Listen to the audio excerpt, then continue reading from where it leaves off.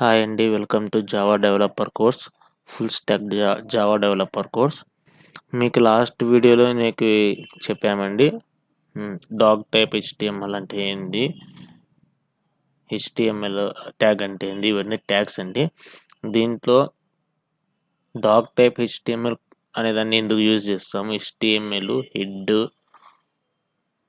Title, body, H1 tag, P tag ఇవన్నీ ఎందుకు use చేస్తామో చెప్పామండి. ఇప్పుడు మీకు దీన్ని ఫస్ట్ ప్రోగ్రామ్ ఆఫ్ HTML మీకు చెప్పబోతున్నాము.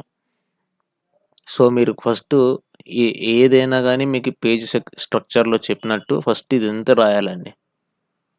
ఇది మ్యాండేటరీగా రాయాలి. Doc type HTML head, title, head close, ఇక్కడ title close, body, H1 close, ఇవి మీ ఇష్టం. ఇక్కడ మీరు ఏమైనా రాసుకోవచ్చు బాడీలో. So body close, HTML close. So ఇక్కడ మనం ఇలా రాసిన తర్వాత దీన్ని ఎలా సేవ్ చేయాలి. సో మీకు చెప్పాం కదండి, note pad plus plus install చేసుకోమని. సో ఈ నోట్ ప్యాడ్ ప్లస్ ప్లస్లో మనం రాసిన కోడ్ ఇది, HTML కోడ్. సో దీన్ని ఎలా సేవ్ చేసుకోవాలి, ఫైల్ సేవ్. సో నేను ఈ పాత్లో ఈ కోడ్ని సేవ్ చేయాలనుకుంటున్నాను. మీకు ఏదైనా నచ్చిన పాత ఏదైనా సెలెక్ట్ చేసుకుని అక్కడ సేవ్ చేసుకోండి. సో HTMLకి ఎక్స్టెన్షన్ ఏంటంటే .html. ఫర్ ఎగ్జాంపుల్ దీనికి నేను టెస్ట్ అని పెడతానండి. Test .html. దీనికి .html అనేది ఎక్స్టెన్షన్ అండి. ఇలానే పెట్టుకోవచ్చు, లేకపోతే కింద మీకు ఇలా స్క్రోల్ చేసుకుంటూ పోతే హైపర్ టెక్స్ట్ మార్కప్ లాంగ్వేజ్ ఉంటుంది, ఇలానే పెట్టుకోవచ్చు. సో సేవ్ చేసామండి. సేవ్ చేసిన తర్వాత ఇప్పుడు మనకు దీన్ని వెబ్సైట్లో ఎలా రన్ అవుతుందో చూస్తామండి. ఓకే, మనం ఎక్కడైతే ఫైల్ సేవ్ చేసామో అక్కడికి వెళ్ళిపోదాం. ఇక్కడ నుంచి HTML అనే ఫోల్డర్లో test.html దీన్ని క్లిక్ ఇస్తున్నానండి. సో ప్రోగ్రామ్ రన్ అయింది. ఇక్కడ ఏం రన్ అయింది అంటే మనం రాసిన మన పేజ్ అనేది ఫస్ట్ పేజ్ test.html అనేది ఇది ఫస్ట్ పేజ్ మంది. ఓకేనా అండి. ఏం రాసాము, డాక్ టైప్ HTML హెడ్ లోపల ఏముంటాయన్నామండి, మెటా డేటా అంటే ఏంటి, డేటా అబౌట్ డేటా. సో టైటిల్లో ఏమిచ్చాము, ఫస్ట్ ప్రోగ్రామ్. సో మనం వద్దామండి, ఇక్కడ టైటిల్ వచ్చింది కదండి, first program title. Okay, next ఏంటండి, head close, title close, body అంటే ఏం చెప్పాము మనము.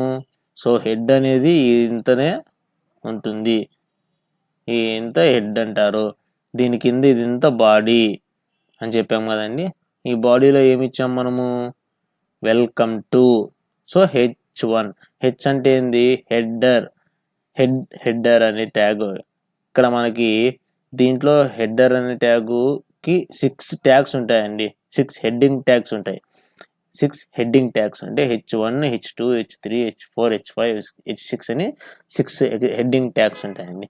దాంట్లో నేనేం తీసుకున్నానంటే H1 పెద్దది తీసుకున్నా, అన్నిటికన్నా పెద్దది H1 అది తీసుకున్నానండి. వచ్చిందా అండి, వెల్కమ్ టు అనేది పెద్ద హెడ్డింగ్లో బోల్డ్ కలర్లో వచ్చింది. ఓకే, నెక్స్ట్ ఏంటి తీసుకున్నాను, పారాగ్రాఫ్ ట్యాగ్.